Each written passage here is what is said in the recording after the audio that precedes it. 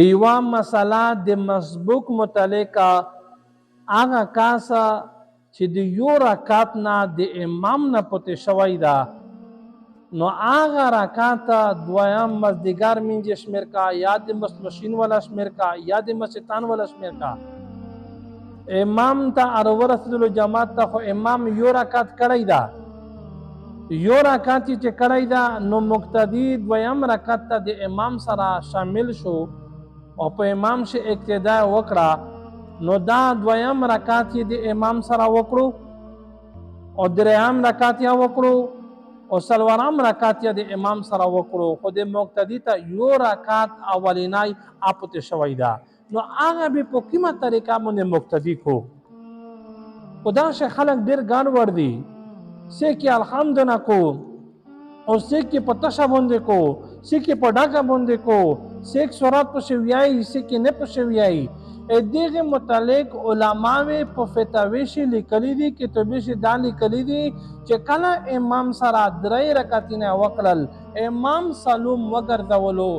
د مقتدی ته اول رکعت پته ده چې امام سلام وګرځوي مقتدی به ودرېږي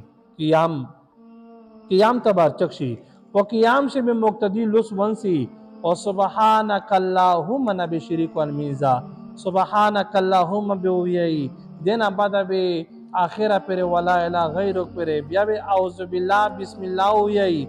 دغه نه بعد به بیا به الحمد شریف تولا ویي ولدوالین امین پر دغه نه بعد سورات ویي په دا طریقه باندې دا رکعت کیم چې پوتې دا اول رکعت دا به مقتدی په ډاکه باندې ځونتا وکړو نه بعد به رکوع وکړو قوما به وکړو بیا سجدي به وکړو بیا به تحیت ویي بیا به درود شریف ویي بیا به په اخره پر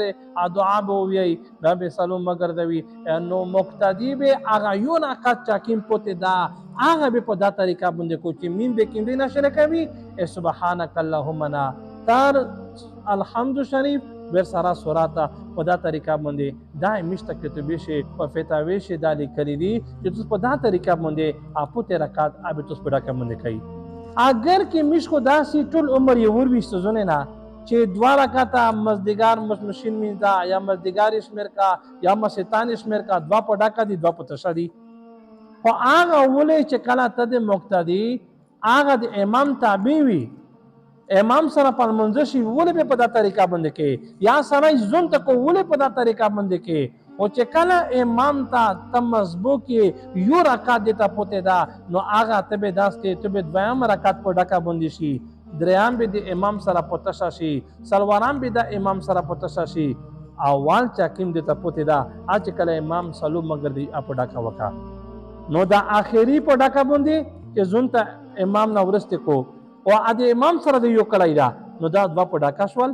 آخري او دویم او د دریم سلوارام د پته شبندې شي په دا طریقه باندې مو عزت منه په چار دو چې میج دا ویډیو اور وی او هغه نه بعد شیر کی هغه خلک ته کې دا ورسېږي مسله چې د منځنه صحیح شي نو الله د مشتا خدا ټول خبره باندې عمل کول توفیق نصیب کو واخر دعوانا ان الحمد لله رب العالمین वीडियो के नीचे सब्सक्राइब के बटन पर क्लिक करें बेल के आइकॉन पर क्लिक कीजिए ताकि हर नई वीडियो की नोटिफिकेशन आपको मिल जाए।